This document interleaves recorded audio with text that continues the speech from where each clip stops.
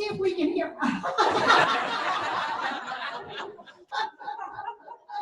Anne's always on the ready. Let's see, can you hear us, Dr. Esselstyn? I can. Can you hear me? Yes, we can. Welcome. We are so glad you're here. And it's not just because you're an Olympian. And it's not just because you were in World War I,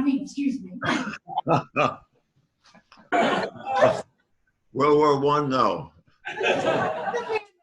And the American War. Yeah. Not because you were the #3 ever surgeon at Cleveland Clinic, but it's because you did something special for those patients in that first study. You gave them your time, and you're giving us time, so we're so excited to have you today. And hello, Anne. Oh, we're glad to have you too. I get to ask the first question. So you talk about that the battle to make heart disease just non-existent for us is in the details. And one of the details you talk about is putting aside the oils. And I remember when I first heard that, I thought, oh, this guy's crazy. Olive oil is supposed to be wonderful for you. And then I listened to the commercials, and coconut oil must be pretty good too. And then I learned from you, there's some reasons why we shouldn't eat processed oil and why you say no oil. Could you review those for us? Thank you. Yes, well, if you want to read the article that I wrote, it's on my website, dresselstyn.com, and it was published last spring in the International Journal of Disease Prevention and Reversal, and the title of it was, Is Oil Healthy? And in that article, I discuss the animal studies and the human studies showing how oil causes endothelial dysfunction. And all experts would agree that where this disease has its inception, its onset, its beginning, is when we progressively injure that delicate innermost lining of our artery called the endothelium. And what makes the endothelium so special is the fact that it manufactures a truly magic molecule of gas, nitric oxide. And it is nitric oxide that is the salvation and the protection of all of our blood vessels because of its remarkable functions, which are, one, do you want me to give all these functions if we got time? Yeah, we can do it now. Okay. The functions of nitric oxide include, one, it keeps all the cellular elements within our bloodstream flowing smoothly like Teflon rather than Velcro. It keeps things from getting sticky. Number two, nitric oxide is the strongest blood vessel dilator in the body. When you climb stairs, the arteries to your heart, the arteries to your legs, they widen, they dilate. That's nitric oxide. Number three, nitric oxide will protect the wall of the artery from becoming thickened, stiff, or inflamed, protect us from getting high blood pressure or hypertension. Number four, now this is the absolute key. A safe and adequate amount of nitric oxide will protect us all from ever developing blockages or plaques. So literally, everybody on the planet, whether they're from London, Berlin, Chicago, New York, Florida, California, Chicago, whatever, if they have cardiovascular disease, it is because by now, in the preceding decades, they have so sufficiently trashed, injured, compromised, and turned their endothelial system into a train wreck that they no longer have enough nitric oxide to protect themselves from developing blockages and plaque. But the good news is this: it is not a malignancy. And this is a benign foodborne illness. And once you can get patients to understand that never again are they to have one single morsel of food pass through their lips that is going to further destroy an already train-wrecked endothelium, then the endothelium begins to recover, makes enough nitric oxide so we can halt disease, and often we see significant examples of disease reversal. Now, what are the foods that every time you eat them, they injure your endothelial cells? Do you want to hear those? Yeah. Well, yeah. Any drop of oil. Olive oil, corn oil, soybean oil, safflower oil, sunflower oil, coconut oil, palm oil, oil in a cracker, oil in a piece of bread, oil in a salad dressing. Oil injures endothelial cells, as does anything with a mother or a face: meat, fish, chicken, fowl, turkey, and eggs, and anything that is dairy: milk, cream, butter, cheese, ice cream, and yogurt, and sugary drinks, Diet Colas, Pepsi, and Coke. And I don't like sugary foods: cakes, pies, cookies, stevia, agave, any excesses of maple syrup, molasses, and honey. Now, I'm talking now for patients who have heart disease. I'm not talking for patients who don't have heart disease, however. Yes, what you're thinking is correct. Those patients who do not have heart disease now are the ones that will develop heart disease. So obviously, it's if you can incline as much as you can without compromising your lifestyle, try to stay away completely from foods that are going to injure you. And for the heart patients, I also ask them to eliminate nuts and avocado, peanut butter, and cashew sauce. But persons who do not have heart disease, I'm able to look the other way on those. Great. Okay, well, let's see if we've got some questions from our audience. And we have 100 people to ask you questions. Are you ready? For 100 questions? I want to first thank you for saving my life. Thank you. In reading your book, are the vitamin recommendations, are those still the same with the vitamin D and the... No, that's an excellent point. The only one I'm quite insistent on now is B12. I think the jury is still out on vitamin D, and and also you can talk about omega-3, and I'm not sure that the jury isn't still out on that one as well, because there is maybe one exception. There is a new drug called icosapent for patients who have tremendously high triglycerides and trouble controlling them. That is a fish oil that is a higher dose that has been shown to be of some benefit. But I'm pretty cautious about supplements other than B12. Great. One more question, Catherine? Okay. Can you weigh in on lipoprotein A? That was sort of the sleeper in my risk factor list. Yeah, that is an additional risk factor. It seems to be inherited. And there appears to be about 20% of persons, let's say, who have this. And the way I usually answer that question in the phone call that I get: Dr. Esselstyn, what can I do? I've got an elevated LP small a. My doctor says that I'm at higher risk, and there's drugs and medication don't seem to help it. My answer to that is, if we've got 20% of persons in this country who have elevated LP small a, and what do you suppose the percent is therefore also in rural Africa, China, rural China, maybe Okinawa, the Papua Highlands? They also have 20%. But how much heart disease is there in Okinawa? How much heart disease is there in Central Africa?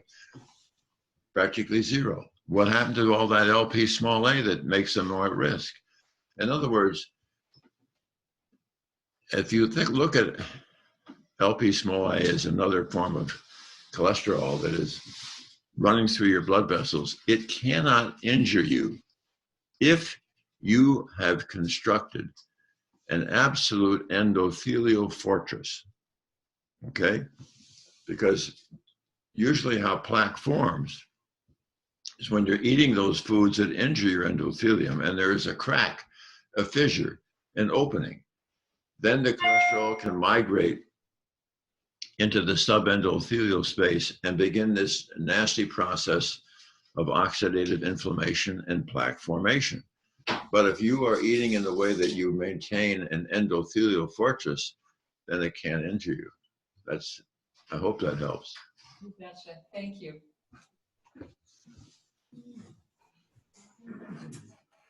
Hi, Dr. Esselstyn. I also have a thank you. My husband watched one of your videos and went from being a hardcore omnivore to 100% plant-based overnight.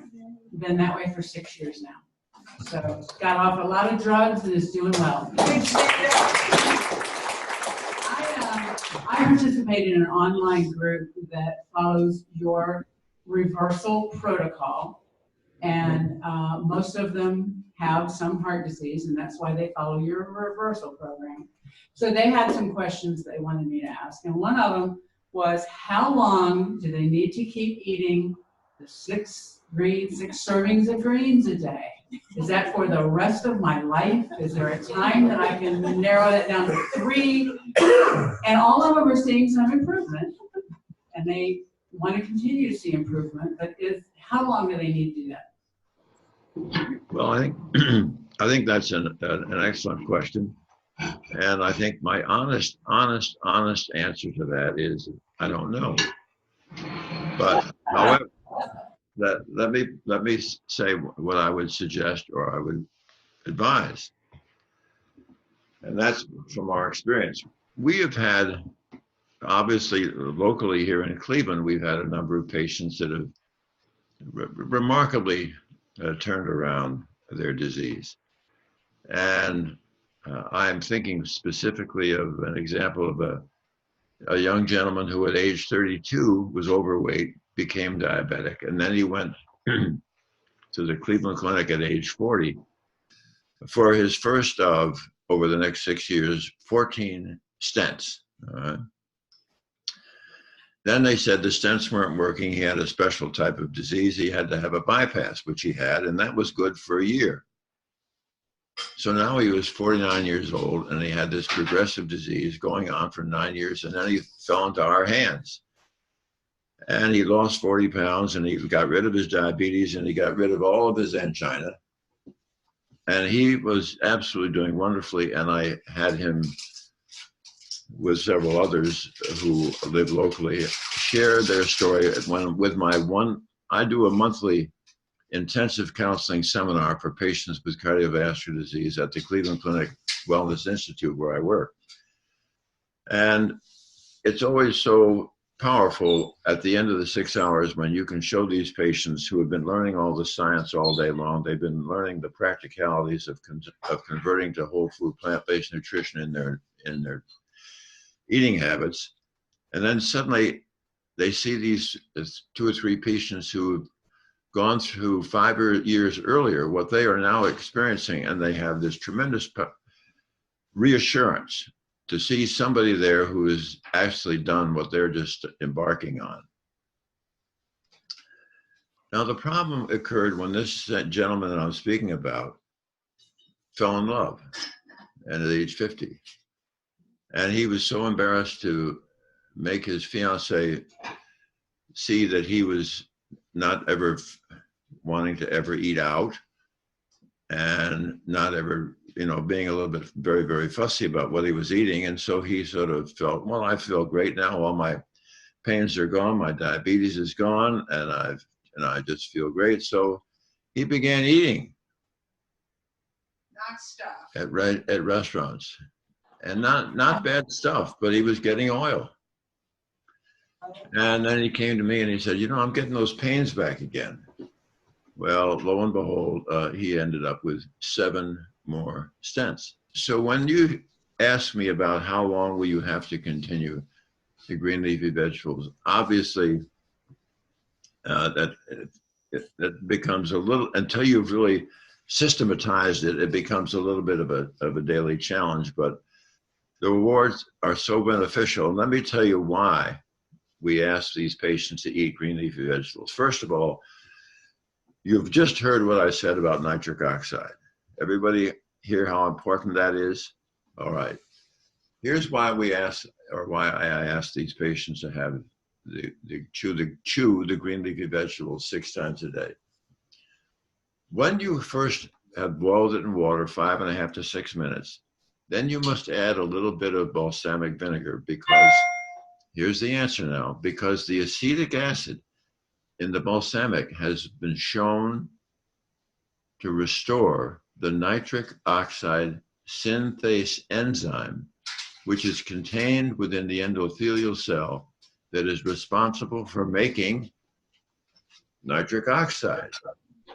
And of course, when you're chewing the green leafy vegetable, that is nature's most powerful antioxidant. And remember, all your plaques are an oxidative cauldron.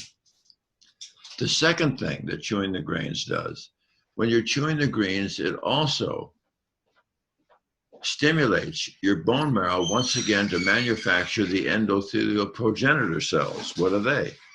They replace our senescent, injured, worn out endothelial cells. The third thing that chewing the greens does, chewing the greens, while you're chewing the green, you are chewing a nitrate.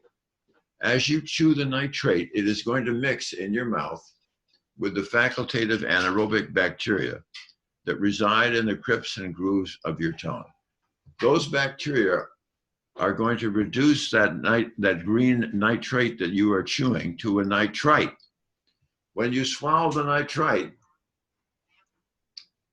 your own gastric acid will reduce that nitrite to more nitric oxide.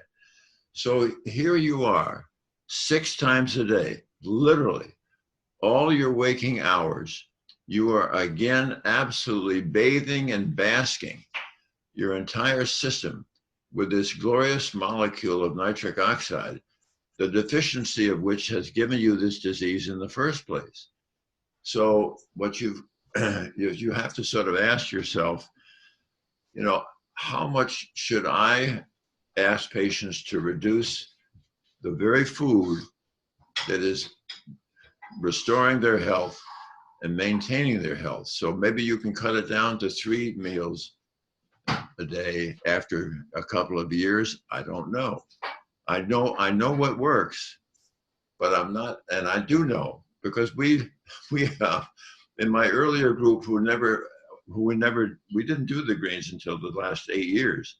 So in the earlier group that is now some of them out at 30 years, never heard about this, and yet they're doing perfectly fine without doing it 6 times a day, but doing it, just the usual time, and maybe at lunch and at supper. But I think it's best that I share with you one other caveat. If you're going to do the benefit of the greens, remember that it's so important to have those wonderful bacteria in your mouth work. They do not work if you use mouthwash. If you use mouthwash, you destroy those bacteria. Also, if you're on antibiotics, you destroy those bacteria. I'm not clear about the next, but there is some suspicion that maybe fluoride in toothpaste would injure those bacteria. The other thing has to do is we don't want patients we want them, if possible, to avoid taking antacids, because if you take an antacid, it reduces the acidity in your stomach to the point where it cannot convert the nitrite to more nitric oxide. I do have one more question, and I'm sure you get this very frequently. You and Ann do a lot of traveling. How do you stay 100% in airports and airplanes and hotels and restaurants? How do you do that? Yeah, Ann is an absolute genius at finding what you almost can do in airports. You can sidle up to many of these places. If you look at the menu board, there's always a sort of a vegetarian option, but it'll have oil. Well, you ask them to do it for you without oil. Frequently, you can find a soup at Cleveland. In the airport at Cleveland, there is a Corrido burrito where you can get beans and rice and all kinds of vegetables, and get a delicious wrap, and prefers to have it as a salad. But you've got to all the bread and the wraps are awful. Don't eat them. and any Mexican place you can get black beans that don't have oil. You can some places get rice if it's, for instance, Chipotle puts oil in their rice so it doesn't clump. But you can get all the vegetables and lettuces and corn, and you can get really good things at all those Mexican type places.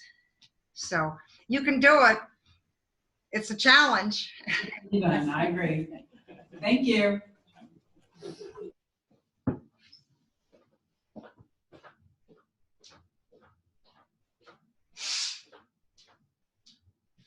We've got another one coming up, and for your information, we have a resource list, and we've got James' website and your website where the YouTubes are, and they are so much fun. In fact, the recent one with Dr. Esselstyn gives us a picture of how to eat breakfast.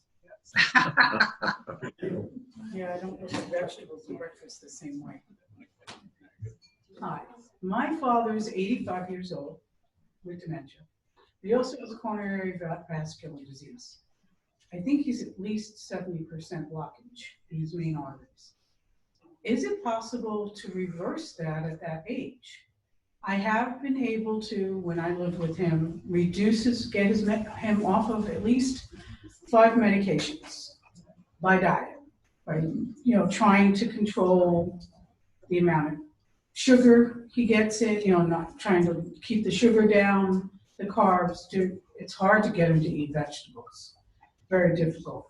And he's Italian. You would think he'd want to eat vegetables, but he's an American diet. Is that something at that age? Is there a possibility of a reversal that I can try and get my sister to move to a plant-based diet when she's feeding him?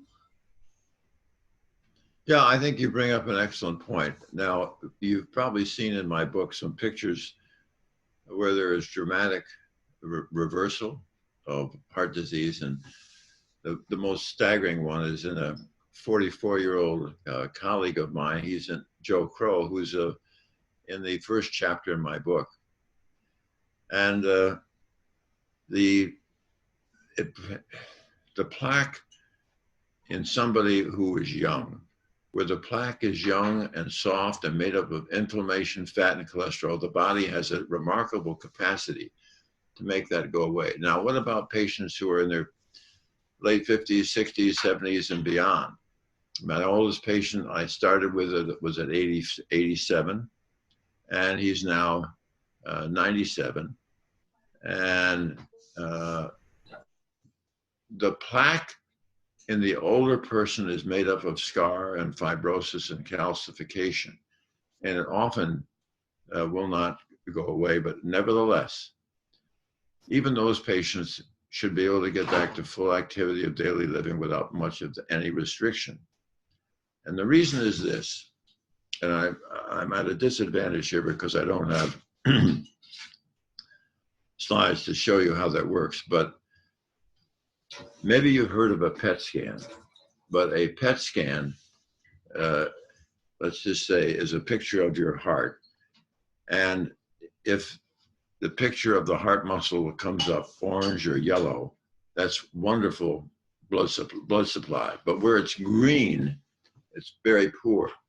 And there are several, and you can see it in my book on the picture section, where at the time that I first see the patient and they have a poor PET scan with a patch of green, and we counseled them at that time, and then 3 weeks later we repeat it, and the green has now all come to orange, even though that patient was over 60 years old. And we know in 3 weeks, even if it's a young favorable plaque, you are going to get rid of it in 3 weeks.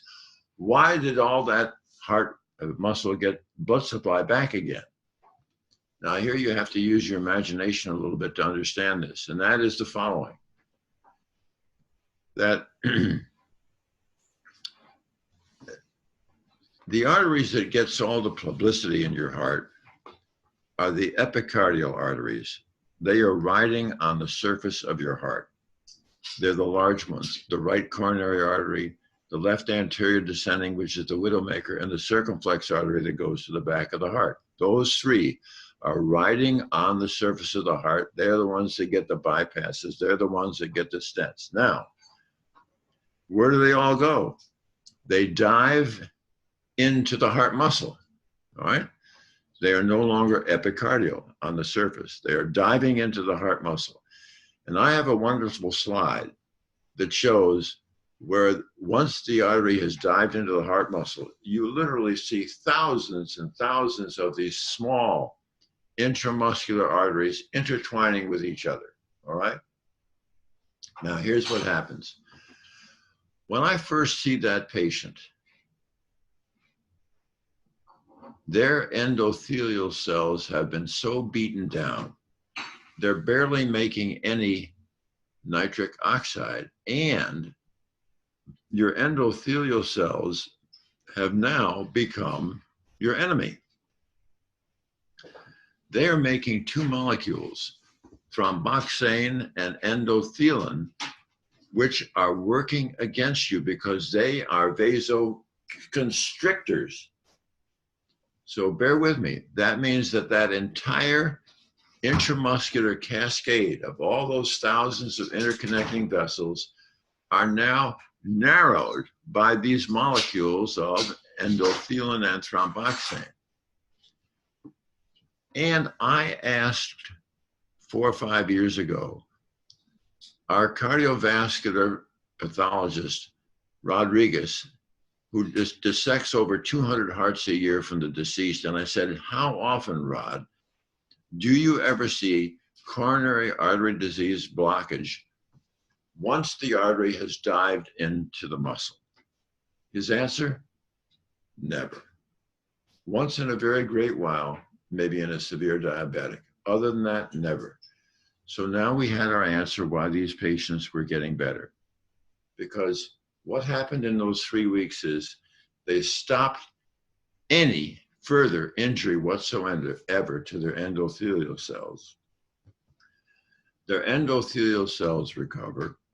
They make, once again, the body's strongest vasodilator, nitric oxide, and they stop making those vasoconstrictors, endothelin and thromboxane, so that that entire enormous intramuscular cascade of those small vessels, which were pinched and narrowed by those molecules, suddenly it opens up, which is why those patients got rid of their chest pain and angina within 4 to 6 or 8 days. So my answer to you is, it's like, I hear a little bit something that worries me, which is, it sounds like, well, Dr. Esselstyn, I might get my husband to follow this 60 or 70 or 80%. That doesn't work. What you're telling me is that if it's 80%, that means that 20% of the time you are still trying to further destroy an already train-wrecked endothelial system, which absolutely doesn't work and makes no sense. To summarize, yes, it will work, but it has to be 100%. My question was switch gears from coronary to orthopedic. My problem is not the heart, it's the knees. They're shot. I have deformed knees to osteoarthritis. Inflammation to some degree is a problem. I'm only on one medication, and that is for my knee. It's a meloxicam. And I do take fish oil, which is supposed to help the inflammation, and it does bring down the triglycerides. Other than that, it's just supplements. Does this plant-based diet remove inflammation in the body in terms of joints? Were you speaking in terms of your knees? Yes. Yeah. My joint is, so it's not going to cure my joint, but if it brings the inflammation down, it means I can walk better, which means once I'm moving, it's better for my whole body as well as my joints. Well, there's no question that it is the most highly anti-inflammatory diet on the planet. For example, one of the things that I have to frequently notify my patients about is when they leave after they've gone through our seminar and they're back home with their family physician or with their cardiologist, and they happen to get their blood test. And what do they notice? They notice that their HDL, which is their good cholesterol, suddenly it is way down. Which is something that Ornish and myself noticed over 30 years ago. What happens is when you are eating a highly anti-inflammatory diet like the whole food plant-based diet, that is a very anti-inflammatory diet, so much so that your liver, which makes HDL cholesterol, which is an anti-inflammatory molecule, your liver says, wait a minute, the body has so much less inflammation, it's going to make a lower and lower HDL cholesterol. As a matter of fact, in my original group of men, the low level that is accepted for HDL cholesterol in men is 40 milligrams per deciliter. Suddenly, all my patients were down in their mid and low 30s. And yet, at the same time, they were losing weight. Yet, at the same time, their symptoms were going away. Yet, at the same time, when we carefully studied them, here they were reversing their cardiovascular disease with a lower than normal HDL cholesterol. And then we really got insight into this further when we finally discovered what was the HDL level of the Tarahumara Indians in northern Mexico who never have heart disease. They live on the three sisters, beans, corn, and squash. And what is their level of HDL cholesterol? 25, which would drive the unknowing cardiologist absolutely apoplectic. So the whole field got turned around. But I'm doing this to show you how anti-inflammatory the whole food plant-based diet can be. The other one is the normal white count. We all have a white blood cell count. In this country, the average is between 5 and 10,000. And lo and behold, when our patients go back to see their doctor and they get a blood test, their white blood cell, they'll say, gee, it's nice, your cholesterol come down, your blood sugars come down, your weight has come down. But I'm worried about your white blood cell. It's now 2,500. Half of what the low level normal should be. That is, again, your body recognizes you have so much less inflammation, it makes less anti-inflammatory white blood cells. But the other thing that I would say would perhaps, I'm going to be delicate about this, that would help your weight, is I think one of the things we suggest, because we have a number, I had a gentleman the other day in our program, he weighed over 500 pounds. Now that's just going to crush all of his joints. But to lose weight safely, we like patients to first eliminate any product that is made of flour. That is pasta and bread and rolls and bagels. Yes, you can eat whole grains, but if you can avoid because when you get a product that's made of flour, remember when you take a grain and you grind it into flour, you really destroy the nutrient. But the manufacturers of flour know this, so they sprinkle a little bit back on it, and then they call it enriched. But it's not. It's lousy nutrition, and of course, a lot of empty calories.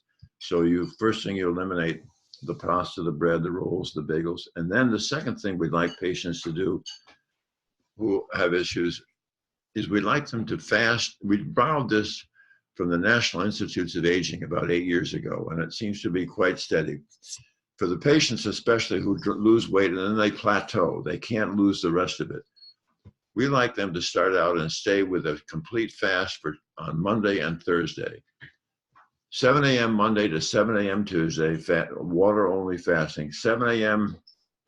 Thursday to 7 a.m. Friday, water-only fasting. You avoid the weekend, and yet it is steady, it is safe, it is powerful, and it endures. I have a trainer at Anytime Fitness in Lake Wales, that is a very big proponent of your methods, and in fact, harasses her clients to go plant-based. She worked on me for 2 years. I finally did it August of last year. I've already lost 27 pounds, and it wasn't that I wanted to lose weight, although I desperately need to, because of some other people that attend her nutrition workshops that have gotten off medications because of going plant-based. I had a good heart workup, a nuclear stress test about a year ago, and everything was fine, although another test showed some blockage in the carotid arteries, which I'm hoping will clear up with this way of eating. I'm certain it will eventually. Again, I didn't go on this to lose weight or necessarily heart function, but I'm hopeful that it will help. My father had heart attacks in his, I think, mid-40s. And I certainly don't want to get into that situation. Oh, I forgot the trainers. The trainer's name is, now my brain isn't working. Her name is Brittany Carter. She said that I had to mention her name and that she is a big fan of yours. One question I do have is I have heard ads on radio for nitric oxide pills. Is that just snake oil? Yeah, I think you're going to see more and more of that because you know how inventive everybody in America wants to take the shortcut. And maybe we'll just, in other words, if you stuff yourself with these nitric oxide pills and you're still destroying your endothelial function with the Western diet, it absolutely makes no sense. To answer your question honestly, I'll have to say, as a scientist, before I can really endorse anything like that, I have to see the peer-reviewed scientific studies that have been done with that. I do not know yet of any study of patients who are seriously ill with heart disease where they have taken a nitric oxide pill and halted and reversed their disease. On the other hand, yes, we have seen people who changed it. In other words, if you can get patients to understand the causation of their illness, then you really are in the driver's seat. Because what patient who sits there in front of me with a heart attack, who realizes that the reason they have their heart issue is because they themselves have eaten the very foods that destroyed their endothelial capacity to make nitric oxide. Once patients get their arms around that, they kind of rejoice with the idea that once again, they themselves are being empowered as the locus of control to halt the very disease that they created and not rely on a pill which may or may not be successful. It's always better to get it from the natural source rather than something artificial. Okay. Thank you. Dr. Esselstyn, I'm Lynette Rogers, and Kathy asked me to mention this. Is Ann still there? I would like. Yeah, Ann. Yeah, she's here. I turned 84 last week and ran the Disney Marathon. And I saw that somewhere. my son makes this for me and his family every year for the last 4 years, Ann. Thank you so much. It's the kale cake. Oh. It's a kale cake. And some of you sitting here in this room,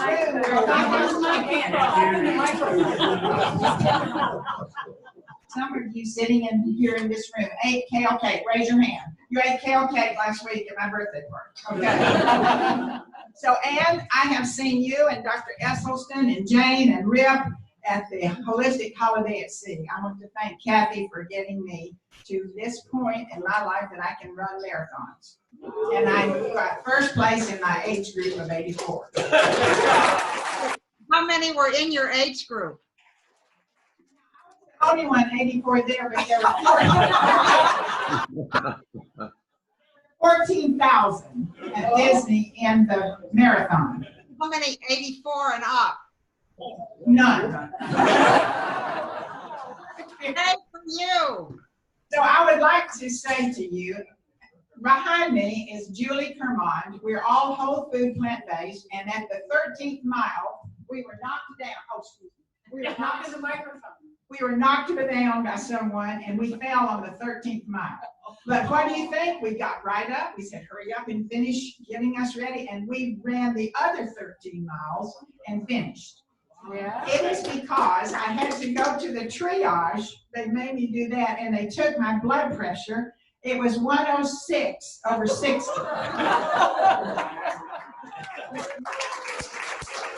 Did you run the whole way, or did you stop at all? And walk. We didn't stop except we're in the Jeff Galloway training. So she runs marathons all the time, and I run halves, which will be at Celebration on the 26th. But I run a 15 second and 20-second walk. 15 run, 20-second walk. So I don't want to take up anybody else's time, Kathy. I have one thing to say.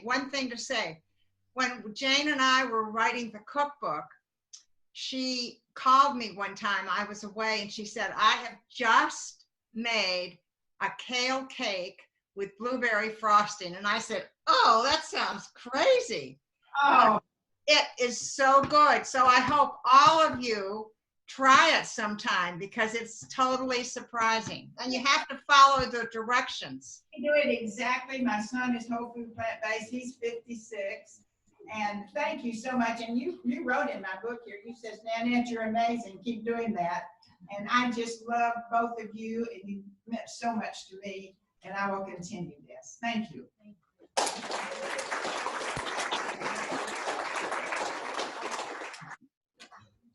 Hi to both of y'all, and yes, we are all great fans of yours. A quick question for what you classify as the Walking Dead. Do you think they will ever be able to get off statins? And if so, what would that look like? Yeah, I think that when people understand that coronary artery disease is not caused by lack of taking a statin. For instance, you ask yourself, how many statin drugs do the people in Okinawa take? Or in Central Africa, how many statins are they taking? Once somebody has stabilized their disease, and it's really the numbers where their cardiologist is comfortable, I think you can really sort of be your own advocate, is the word I guess I would use. Use your own advocate and see if you can't persuade your cardiologist to begin removing the medications. Because in all honesty, whether it's a beta blocker, whether it's a cholesterol reducing drug, whether it's for blood pressure, if your blood pressure is now fine, get off the drug. If your blood sugar is normal, get off the drug. If your cholesterol is down in a reasonable range, you can probably argue about getting off the drug, because there are side effects from the statins. The statins can cause diabetes. They can cause brain fog. They can injure your liver. They can make it so your muscles are very sore.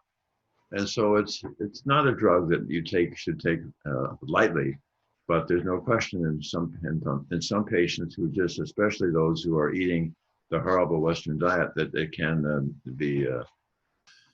it can hold the disease somewhat at bay. But by no means it's not a curative item. You've got to really recognize the importance of whole food plant-based nutrition. But I would say be your own advocate with your physician, trying to see if you can't get them to reduce and lower the drugs. Would it be 1 year, 2 year? Where would you feel that stabilization be? I would think anytime after, certainly after a year, and you think they're stable, I think that everybody's then got their degree of confidence. Yes. Okay, thanks. Hello, I am very new to the whole plant-based diet as of just 4 months ago. And so I have a 16-year-old daughter who wanted me to ask you a question. She runs about 50 miles a week. And so she wanted me to ask you, what do you recommend for her in terms of some elimination that she can still run and be healthy? She's already gluten-free, dairy-free, and soy-free. And so I wanted to ask the expert, what's her next step with her running so much? Well, I think the key is to get calories. I mean, that's where her energy, you want to hold her weight. You don't want her to lose any of her muscle strength. Be sure she's getting plenty of calories. You can eat between meals if you have to hold her weight. But bananas, remember peanut butter. that increasingly what Have you seen this year at all what has happened to the Tennessee Titans? The Tennessee Titans are a professional football team, and guess what? They have a significant number of their players who have gone to, as many professional athletes are, to what? To whole food plant-based nutrition. There is greater stamina and quicker recovery. And the strongest man on the planet, Babudian, a German, who can lift over 1,200 pounds, totally plant-based. Okay, so you recommend her to continue to not eat meat and everything? I mean. Oh yeah, why would you want to slow her down and begin to destroy her with meat? Again, I'm brand new, so let's just get Yeah. Yeah, no, meat. Jane, I see peanut butter and nuts. Yeah, she can. Yeah, you have to get her to have plenty of calories. She probably should be having some of the nuts and nut butters in her age and her health. But yeah, just be sure she gets the calories. Okay, thank you. Yeah. Hi, Dr. Esselstyn. I heard you mention that you have an aversion for sugars as well. Well, I think, you know, we all like something sweet. I don't want to be too adamant about saying you can't ever have something with a little sweetness in it, but I want you to be sure you take home the message that sugar will injure the endothelial cells. Because, you know, some people just go wild with, you know, absolutely desserts every meal, every day. There's a lot of sugar, a lot of sweetness there, and it's just not a good habit. I read that there's a strong link between sugar consumption and Alzheimer's development. The whole plant-based diet is extremely helpful for people suffering from Alzheimer's or keeping Alzheimer's from taking all. Can you speak a little bit to that? Now, about Alzheimer's, I don't think that anybody has ever shown that any diet can reverse established Alzheimer's disease, sadly. Because you have all this nasty beta amyloid and neurofibrillary tangles in your brain, it's pretty hard to undo that. However, on the way to Alzheimer's, you go through an entity called mild cognitive dysfunction. And mild cognitive dysfunction is the early stages. And doctors Aisha and Dean Shirzai, who are from Loma Linda, and who have written the book on this, and I've had a number of conversations with them, they feel the key thing there for this mild cognitive impairment, plant-based nutrition, avoid the oils, exercise, social interaction, avoid sleep apnea, and kind of be able to focus. The example here would be, if you look at the memories comparing the London bus drivers with the London cab drivers, who do you think comes out ahead every time? The cab drivers. You got to know thousands of streets. The bus driver just has to know the route. So you want to get some certain amount of brain stimulation in that regard as well. But at this point, as far as reversing established Alzheimer's, well, it still is going to be good for that patient's arteries and good for everything else, as you know, but it is not, in my opinion, or to this extent of my knowledge, I am unaware that we can reverse established Alzheimer's disease. Thank you. Hey, Dr. Esselstyn. My name is Tom. I started a plant-based diet about 4 years ago, and the reason I started it was my cholesterol levels were high. I've been on a statin for 20 years, and I got off the statin completely. I haven't taken any in 4 years. my weight has stabilized at I've lost about 35 pounds. But my problem is, one of the things I'm on a plant-based diet, but I have not taken the step of eliminating oils. So I know that's the next step I need to take to keep my cholesterol at bay. My question is, I have a slow heartbeat, which is great. I forget what it's called, bradycardia. Yeah. Slow heartbeat. Will eliminating oils help that, and why? This is my question. Yeah, I'm unaware of any study of patients who have been eating whole food plant-based nutrition who have established bradycardia, where eating whole food plant-based nutrition is going to resolve that. When you say, is it 40 heartbeats a minute, or is it 50, or? I've always had that, even before the. Then that may be your norm. Okay, yeah, it's 48 is what it is. 48 is my number. Well, that's mine as well. So that's not a worry. Well, no, well, it was even lower than that when I used to, was actively rowing. It was down around 42, 44. But no, I think that's just, that's your style and that's my style. Okay, thank you.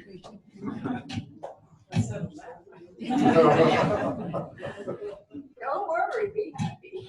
Thank you, sir. Can the plant-based diet help or eliminate AFib? It's a good question. First thing, we have to talk a little bit about what AFib is. Atrial fibrillation is the most common cardiac arrhythmia, or abnormal heartbeat. And it's not something that I like. That I think when it's early onset, when patients have a cardioversion, or they may revert spontaneously with some medication, and they can be handled, and it doesn't seem to be problematic. But when atrial fibrillation is stubborn, and patients do not like the feeling they have in their chest when that's happening, I'm a great fan of putting yourself in the hands of somebody who has great skill with ablation. Now, let me explain what that's going on. First of all, what is atrial fibrillation? Remember, we all have in our right atrium the sino-auricular node, which is let's call it the main spark plug. When that fires, there is this beautifully coordinated path of electricity from the upper chambers to the lower chambers, giving us this beautifully coordinated heartbeat, lub-dub, lub-dub, lub-dub. However, what seems to occur in atrial fibrillation is that there are other little minor spark plugs that develop in that heart chamber. And once the main SA node fires off, then some of these other ones will fire, and instead of being lub-dub, it'll be lub, lub, lub, lub, lub, lub, lub, very irregular. Now, what's done with an ablation is a catheter is sent up through your wrist or through your groin, up into that heart chamber, where they will identify those small aberrant spark plugs, and they will zap them with a radio frequency current, or they can freeze them so that they are eliminated, and then we're back to only the sino-auricular node. And in the hands of people who are quite skillful with that, there can be between an 85 to 90% success rate. But I would think that you want to be important to go to somebody who has done hundreds of these, because it's really, shall we say, it's related to, the success rate is related to the experience. Kathy got the first question, and I'm going to get the last question. And it's from my online group. You talk about not drinking plant milk, that we should not drink our calories.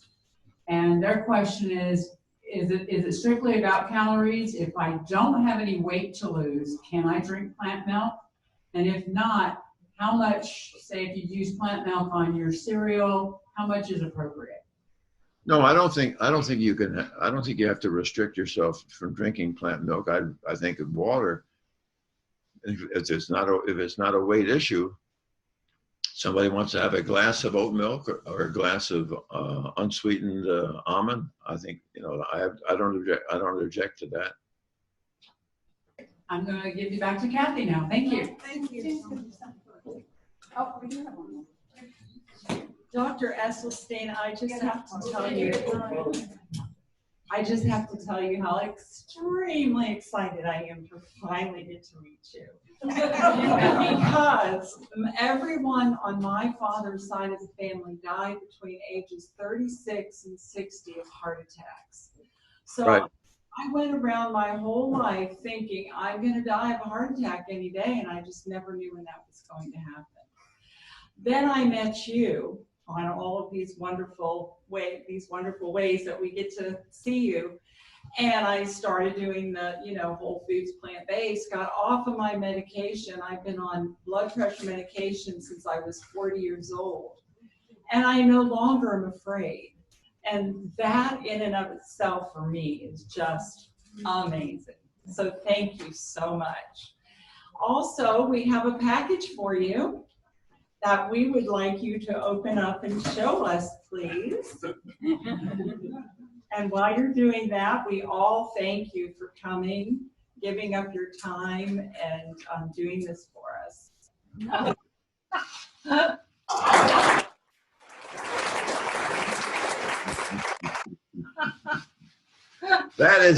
That's a sweetheart. Thank you. And it's wonderful because he bikes.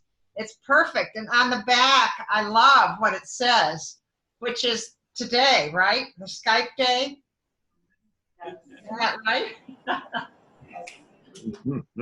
That's great. But you can't keep the shirt until you teach us how to say it. So how do you say the words on the shirt, on the front of the shirt? You mean the vegetables? You want me to give my vegetable limerick? Well, you can do. Yeah, do your best. When people say, Dr. Esselstyn, what greens should we eat? I say bok choy, Swiss chard, kale, collards, collard green, beet greens, mustard greens, turnip greens, Napa cabbage, Brussels sprouts, broccoli, cauliflower, cilantro, parsley, spinach, and arugula, and asparagus. And the top 5 are kale, Swiss chard, spinach, arugula, beet greens, and beets. Now, about oil, no oil! And one last thing. We're going to all stand up, and I've watched you do this. Right. Will you teach us where the endothelial layer goes during death, life? And everybody do it with him, okay? Do you remember that, where you tell us that when we were 5 or 6? Right. But no, here is, when I ask patients to simply do this will show you the level of nitric oxide that you had when you were 8 years old. Now, just through age alone, by the time you are, first of all, let's go here. Now you're 20 years of age. Sadly, you get hit by a bus and you die, and at autopsy, what do you see? You see already you've got established coronary artery heart disease, but not enough for a cardiac event yet. Down to your navel. Now, it reminds me of the 48-year-old man who called me 2 weeks ago. Dr. Esselstyn, he said, you would be proud of me. I had a heart attack 2 weeks ago, but I read your book, and I'm now following your program 80%. What do you think of that? And so I said, well, first of all, I want to thank you for your call. And secondly, I think it's important that you know that by age 48, you had so sufficiently trashed your endothelial production of nitric oxide, you had a heart attack. And now what you're telling me is that 20% of the time you were trying to further destroy the few remaining endothelial cells you have so you can have a second heart attack. That is not what I'm interested in. Thank you so much. Kathy, is John there from the Olive Tab? Yes, John, come up here. And that's the exciting part, is we're having the tasting before and after our meeting, because, Dr. Esselstyn, you remind us when we eat our cruciferous vegetables, put a little bit of balsamic. Well, John has great balsamic. John, here, come say something. Hi, John. how are you? Hi, John. Hey, we're hoping that you're a believer now. I'm always a believer. You realize it's been 14 years That's amazing. since he came to the store. I'm trying to sell him olive oil. True story. And Ann grabs me aside, and I get the lecture. John, you've been amazing, and we promote your olive oil all over the country. We appreciate it. Thank you. Our balsamic. Yeah, we just got notice we're going to be at the clinic again in March. I don't mean olive oil. Did I say that? Oh my God. What you meant? Balsamic vinegar. Thanks, Ann. Thank you, guys. Oh, let's give them all a hand.